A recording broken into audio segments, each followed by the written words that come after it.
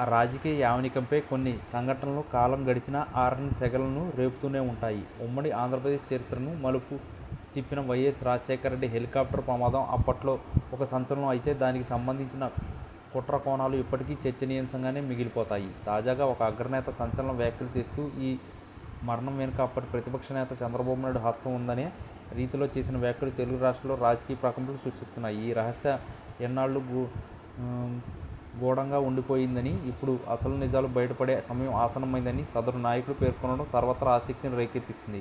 సాధారణంగా వైఎస్ఆర్ మరణాన్ని ఒక ప్రకృతి వైపరీత్యంగా లేదా సాంకేతిక లోపాలు సిబిఐ నిర్ధారించినప్పటికీ జనాల్లో ఉన్న అనుమానాలు మాత్రం పటాపంచలు కాలేదు. నల్లమల అడవుల్లో కూలిపోయిన ఆ హెలికాప్టర్ కేవలం వాతావరణం వల్లే ప్రమాదానికి గురైందా, లేక ఎవరైనా పథకం ప్రకారం దాన్ని దారి మళ్లించారా అనే ప్రశ్నలు ఇప్పుడు వినిపిస్తూనే ఉంటాయి.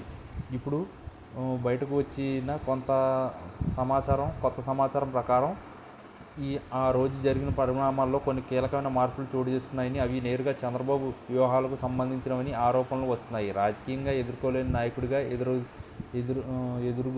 ఎదుగుతున్న వైఎస్ఆర్ను ఎదుర్కోవడం ప్రజాక్షేత్రంలో సాధ్యం కాదనే భావనతోనే ఇట్లాంటి మార్గాన్ని ఎంచుకున్నారనేది సదరు నాయకుడి ప్రధాన వాదన. ఈ వ్యవహారంలో అంతర్జాతీయ స్థాయిలో ఉండే కొన్ని శక్తులు సహకారం కూడా ఉందని,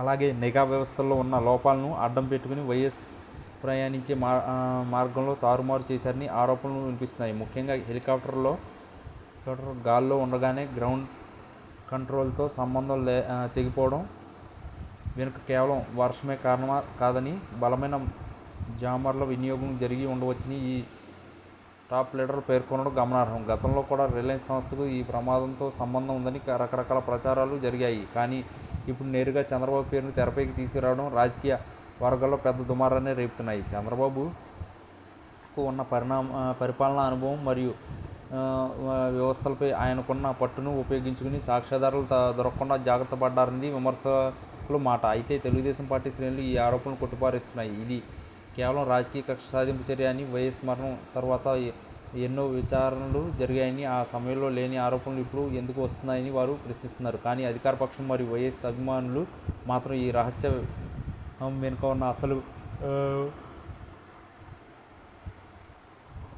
దొంగలను పట్టుకోవాలని డిమాండ్ చేస్తున్నారు. ఏది ఏమైనా ఈ మహానేత అకాల మరణం వెనుక ఉన్న గుట్టు మట్టు వీడాలంటే అత్యున్నత స్థాయి విచారణ జరగాలని విశ్లేషకులు భావిస్తున్నారు. ఈ టాప్ లీడర్ బయటపెట్టిన వివరాలు ఎంతవరకు వాస్తవం అనేది దీనిపై స్పష్టత రావాలంటే మరిన్ని ఆధారాలు బయటకు రావాలి. అప్పటి వరకు ఈ ఊహాగానాలు తెలుగు రాజకీయాల్లో ఒక మాయని మచ్చలా మిగిలిపోతాయి. అధికార దాహం కోసం ప్రాణాలతో ఆడుకునే సంస్కృతి ప్రజాస్వామ్యానికి చేటు చేస్తుందని, ఇలాంటి విషయాల్లో నిజాలు తేలడం అత్యవసరమని ప్రజలు కోరుకుంటున్నారు. ఎన్నాళ్ళు నివురుగప్పిన నిప్పులా ఉన్న ఈ వివాదం ఇప్పుడు అగ్నిపర్వతంలా మారి ఏ తీరానికి చేరుతుందో వేచి చూడాలి.